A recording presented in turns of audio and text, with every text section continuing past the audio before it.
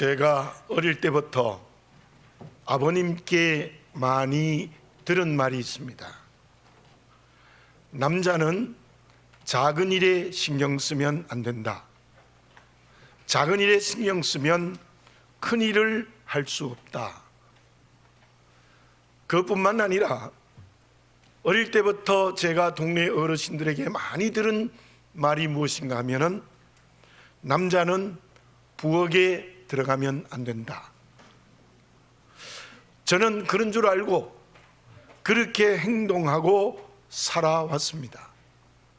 물론 그 어르신들의 훈련하는 그 말도 일리는 있을 것입니다. 그런데 근간에 어떤 책을 읽으면서 제 마음에 다가온 말이 있었습니다. 아침에 잠자고 일어나서 그 잠자리를 제대로 정리하지 아니하면 닥쳐오는 큰 문제를 해결할 수 없다. 저는 그 말을 결혼해서 제 혼자 있을 때 말고는 잠자리를 정리하지 않았습니다. 당연히 집사람의 몫이고 제 몫이 아니었는데 그 책을 읽고 난 다음에 처음으로 실행을 해 보았습니다. 며칠을 하면서 느껴지는 것이 있었습니다. 저는 제 책상을 잘 정리하지 못합니다.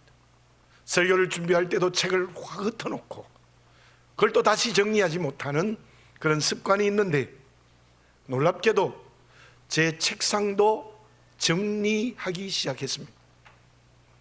그런데 그 훈련이 계속되어지니까 참으로 놀라운 것은 제가 당하고 있는 고민들이 하나하나 정리하게 되는 그런 경험을 했습니다. 이제 다시 저는 개인적으로 깨달은 것이 있습니다. 일상에 성실해야 큰일에 성실할 수 있습니다.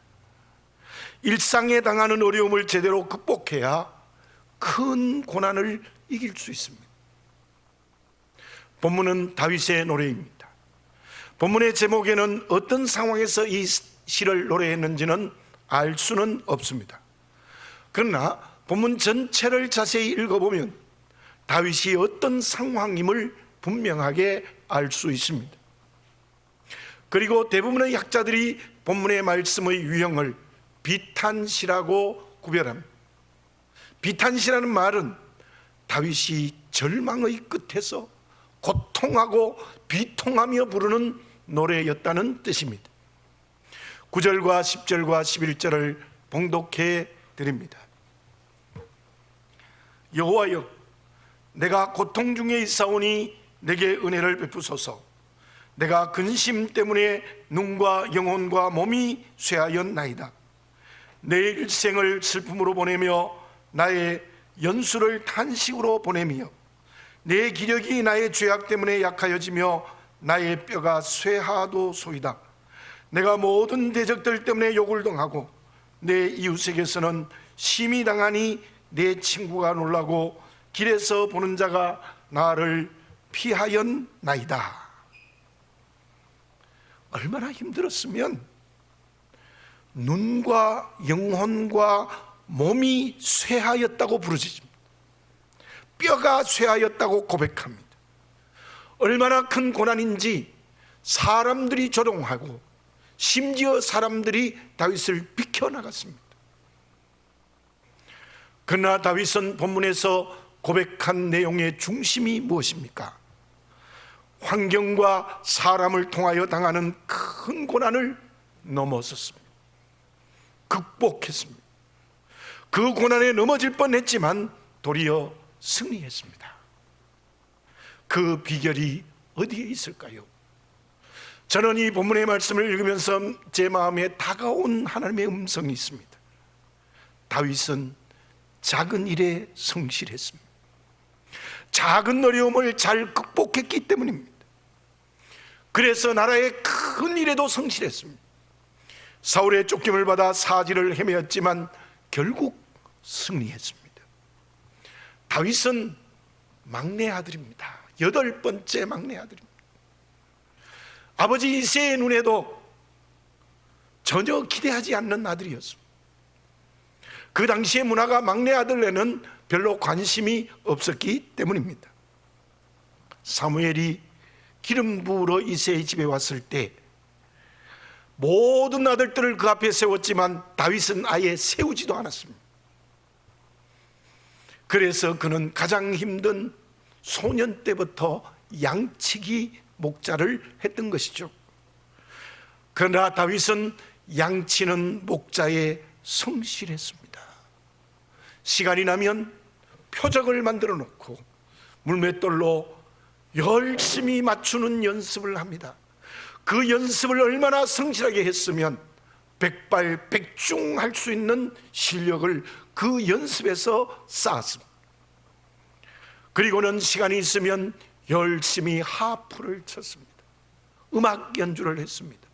아마 누구에게 배운 것이 아니었을 거예요. 그 하프 실력은 프로에 가까울 정도로 연주를 잘하는 다윗이었습니다. 그 결과가 무엇입니까? 소년 때 그 물맷돌로 골리앗을 이고 나라를 구하는 큰 결과가 주어졌습니다. 하프를 연주하면 사울에게 들렸던 악귀가 쫓겨나가는 놀라운 역사가 일어났습니다. 작은 일에 대한 성실과 작은 어려움을 잘 이기는 훈련이 나라를 하나님의 뜻대로 잘 다스리는 하나님의 마음에 맞는 왕이 되어졌다는 것입니다. 본문의 배경이 이러합니다. 사울에게 쫓길 때나 압살롬에게 반역을 당하여 도망할 때 그 위기를 극복했을 때 부른 노래였습니다. 실로 다윗은 작은 어려움을 이김으로 큰 고난을 이겼습니다. 작은 일에 성실함으로 큰 일을 맡겨도 성실했습니다. 우리 개인에게 크고 작은 고난이 있을 것입니다. 나와 교회에도 크고 작은 어려움이 있습니다. 그러나 분명합니다. 작은 어려움을 이겨야 큰 고난을 넘어설 수 있습니다. 작은 일에 성실해야, 사소한 일에 성실해야 큰 일을 성실할 수 있습니다. 마태복음 25장 21절 중반에 주님께서 이런 칭찬을 달란트 받은 자에게 했습니다. 내가 작은 일에 충성하였음에 내가 많은 것으로 내게 맡기리니. 온 세계가 코로나19로 인하여 어렵습니다. 우리나라도 거의 잠잠해지는 것 같더니 또다시 4차에 걸친 감염이 클럽이나 주점에서 시작되어 계속되어지고 있고, 그보다 더 무서운 것은 코로나의 후폭풍이 이미 시작이 되어졌습니다. 여러분, 이때 그리스도인인 나는 무엇을 해야 되겠습니까? 내게 맡겨진 작은 일에 성실하시기 바라겠습니다. 내게 주어지는 작은 어려움을 극복하고 이기고 넘어가시기를 바라겠습니다. 그때 이 큰 위기를 넘어서는, 이기는, 극복하는 결과가 주어지게 될 줄로 믿습니다. 그러면 다윗이 작은 일과 어려움에 성실하고 극복하며 더 나아가서 큰일과 위기에도 성실하며 승리하는 이유가 무엇입니까? 우리가 오늘 이때 어떤 일의 위기에도 성실하며 극복할 수 있는 방법이 어디에 있겠습니까? 저희 집 뒤에 봉제산이 있습니다. 마침 산이 있어서 제가 가끔 저 산에 왔다 갔다 이렇게 등산을 합니다. 그런데 제가 보기에 왼쪽은 진달래가 피었을 때의 초봄의 그림인데, 꽃은 피었는데 모든 나무들은 죽은 것 같습니다. 겨울에 남아있는 모습을 극복하지 못했습니다. 그런데요, 제가 보는 오른쪽에는 지금의 모습입니다. 녹색의 향연이 온 산을 두르고 있습니다. 생명의 잔치를 하는 것 같은 느낌을 저는 저 산에서 볼 수 있었습니다. 저는 지금도 일주일에 한 서너 번 저 산에 오르면서 저 산은 새로운 반전을 일으키고 있구나.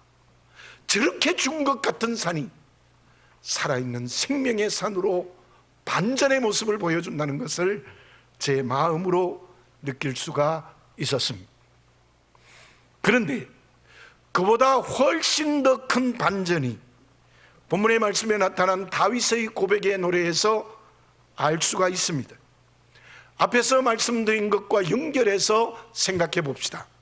12절 13절을 봉독해 드립니다. 내가 잊어버린 바 됨이 죽은 자를 마음에 두지 아니함 같고 깨진 그릇과 같으니이다. 내가 무리의 비방을 들었으므로 사방이 두려움으로 감사였나이다.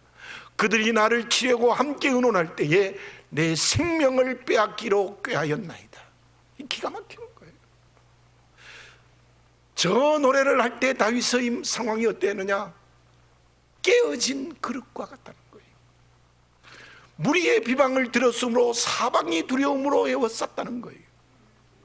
그들이 나를 치려고 함께 의논할 때에 내 생명을 빼앗기로 꾀하고 결정한 상황입니다. 지금 다윗은 목숨이 경각에 달아 있습니다. 들키면 죽을 수도 있는 상황입니다. 두려움에 쌓여 비통한 절망의 벼랑에 있습니다. 그런데 다윗은 어떤 사람입니까? 그 다음 절인 14절을 봉독해 드립니다. 여호와여, 그러하여도 나는 주께 의지하고 말하기를 주는 내 하나님이시라 하였나이다.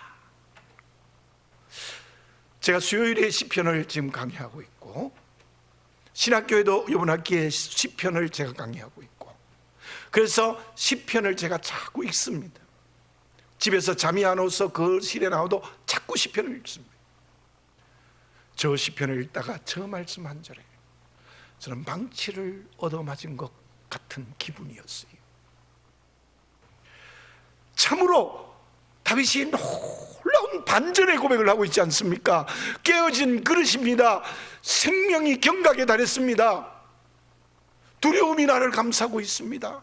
더 이상 나갈 길이 없는 벼랑에 있습니다. 절망의 벼랑에 있습니다. 그런데요, 여호와여, 그러하여도 나는 주님을 의지합니다. 그때 다윗의 믿음은 확실합니다. 분명합니다. 철저합니다. 강합니다. 절망의 벼랑에 서 있으면서도 다윗의 믿음은 철저하고 분명하고 확실하고 강해요.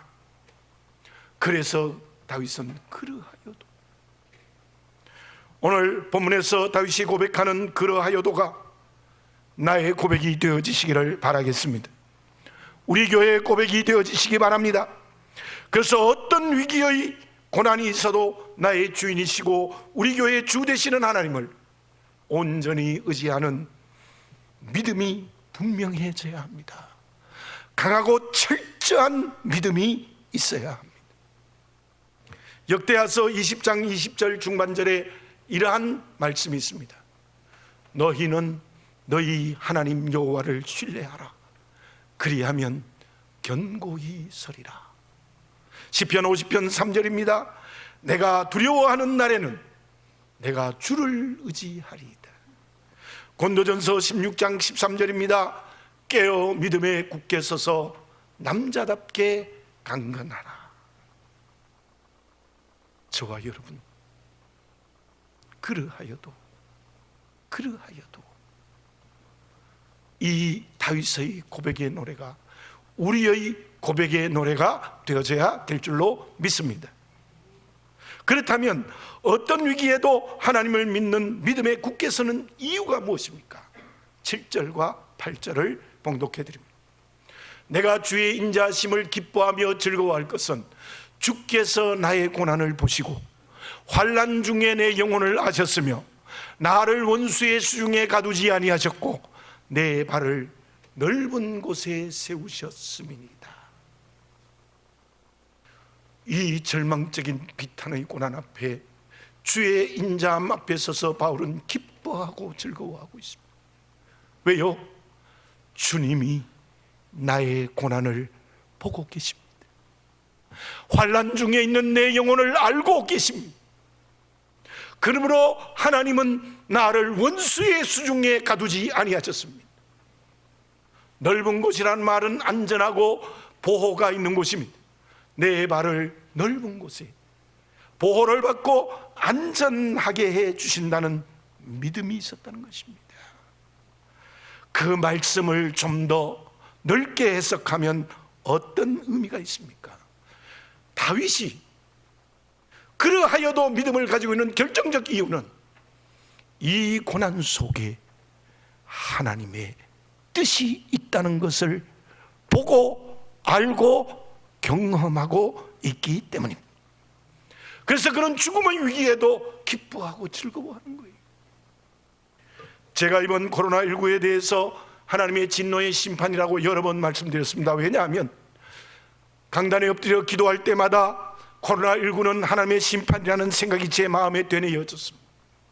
그래서 회개하라고 여러분에게 수없이 말씀드렸습니다. 그렇습니다. 회개해야 됩니다. 그런데 그와 함께 드릴 말씀이 있습니다. 그것은 오늘의 다윗의 기도와 같습니다. 분명히 이 고난에 하나님의 선하신 뜻이 있습니다. 모두가 다윗처럼 영의 눈을 열어 하나님이 나의 고난을 보고 계시는 뜻을 보시기 바라겠습니다. 하나님이 알고 계시는 하나님의 뜻을 눈을 열어보시는 우리가 되어져야 될 줄로 믿습니다. 우리의 눈과 귀가 성령으로 거듭나서 이 코로나19의 고난에 선하신 하나님의 뜻을 보시기를 바라겠습니다. 다윗에게 주시는 하나님의 뜻은 연단하시는 것에 틀림이 없습니다. 그래서 나라를 다스리는 왕이 되게 하셨죠. 나라를 내 방법대로 다스리는 것이 아니라 하나님의 방법대로 다루시는 선하신 하나님의 뜻이 있습니다.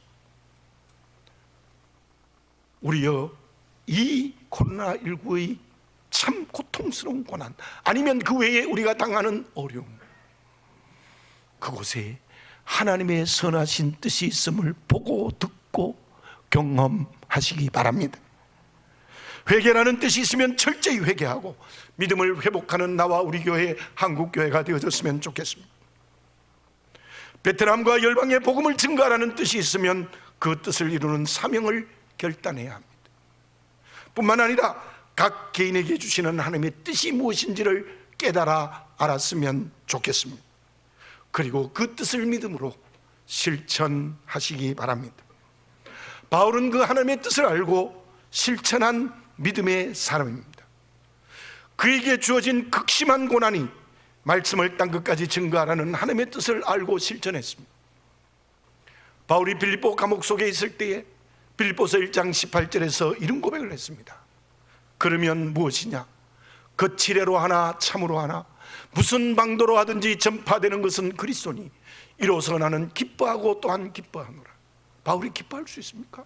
감옥에 있어요. 노인이에요. 병들었어요. 가정도 없어요. 그런데도 기뻐한대요. 왜 기뻐해요? 나를 반대하더라도 주의 이름만 증거하면 된다는 고백이에요. 실로 바울은 그러하여도의 믿음을 분명히 가지고 하나님의 선하신 뜻을 보는 사람입니다. 그러므로 그에게 맡겨진 하나님의 뜻은 복음을 땅끝까지 증거했던 것 아니겠습니까? 대만은 조금만 어려우니 복음 증거의 길을 포기하고 세상으로 가버렸습니다. 디모데후서 4장 10절 상반절에 이란 말씀이 있습니다. 대만은 이 세상을 사랑하여 나를 버리고 데살로니가로 갔고, 대만은 그리하여도라는 믿음이 전혀 없습니다.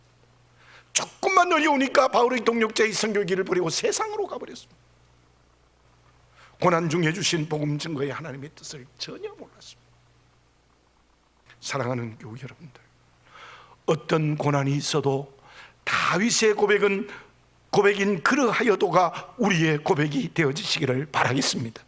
어떤 고난 속에서 철저하고 강하고 확실한 믿음을 가지시기를 바랍니다. 그 이유는 그 고난에 선하신 하나님의 뜻이 있기 때문입니다.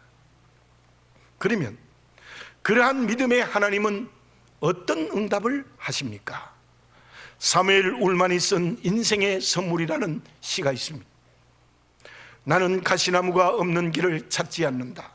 슬픔이 사라지라고 요구하지도 않는다. 해가 비치는 날만 찾지도 않는다. 여름 바다에 가기를 원하지도 않는다. 햇빛 비치는 영원한 낮만으로 대지의 초록은 시들고 만다. 눈물이 없으면 세월 속의 마음은 희망의 봉우리를 닫는다.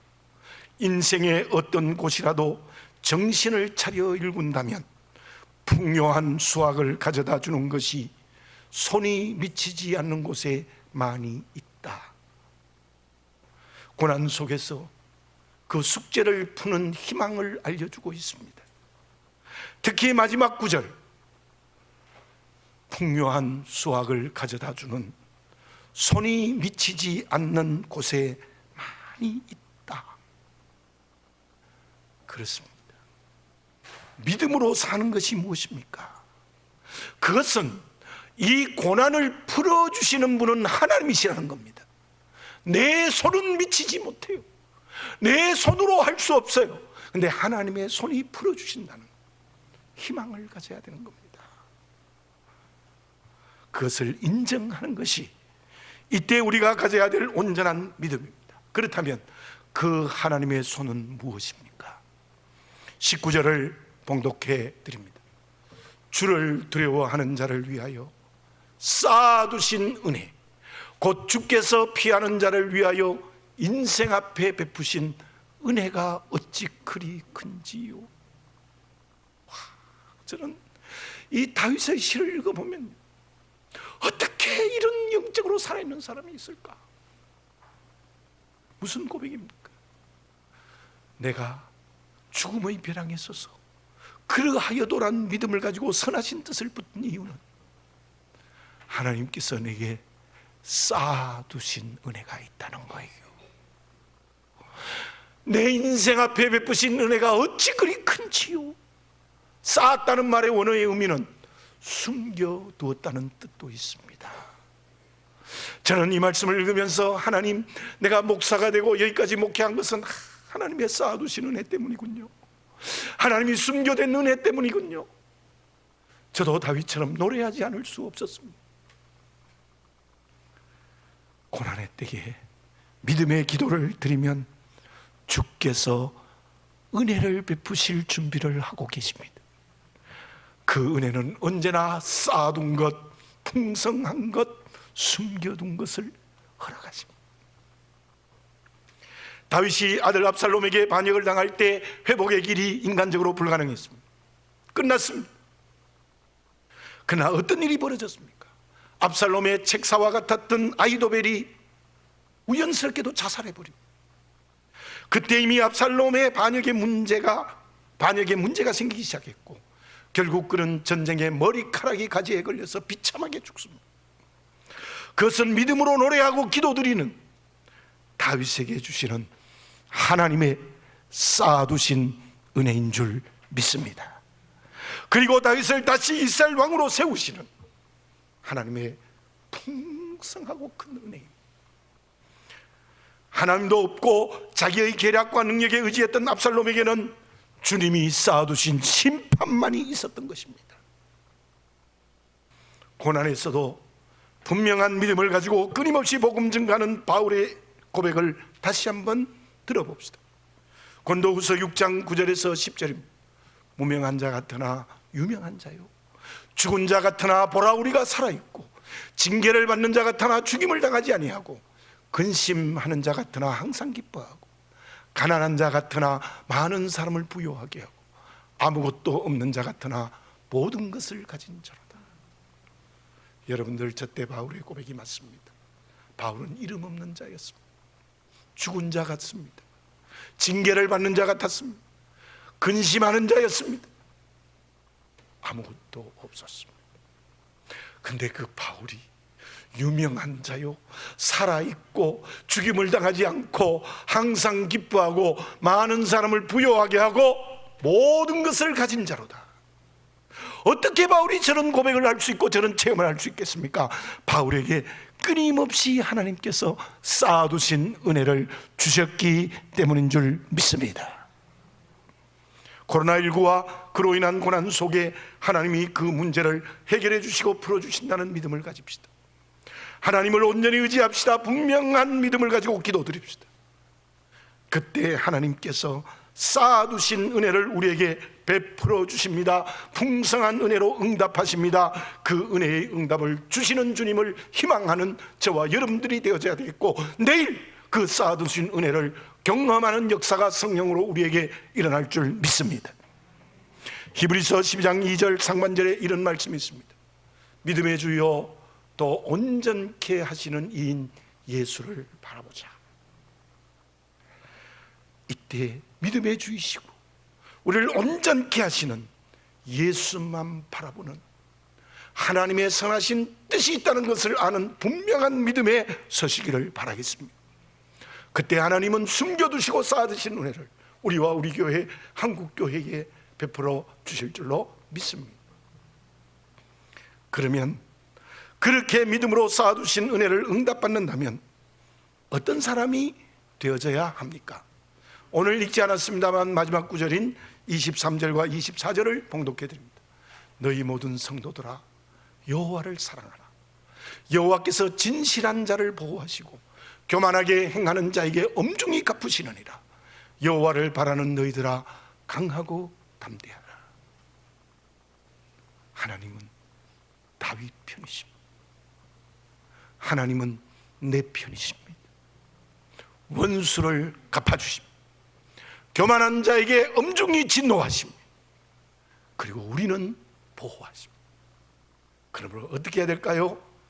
여호와를 사랑하시기 바라겠습니다. 하나님의 능력으로 강하고 담대해지시기 바랍니다. 그러하여도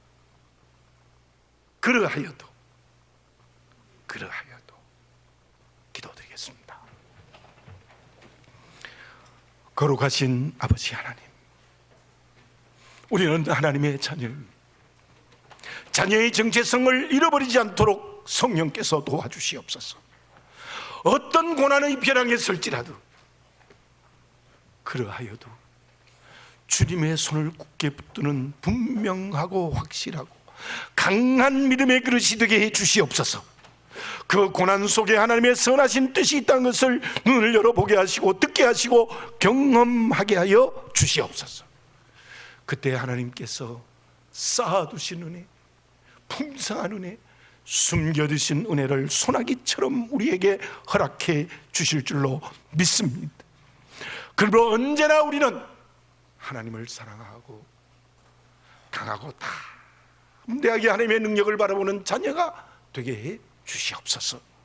다윗처럼 그러하여도의 믿음이 나의 믿음, 우리 교회의 믿음, 한국교회의 믿음이 이때에 되게 해 주시옵기를 간절히 바라옵고 원하옵나이다. 하나님의 아들 우리 주 예수 그리스도의 이름으로 기도드립니다. 아멘.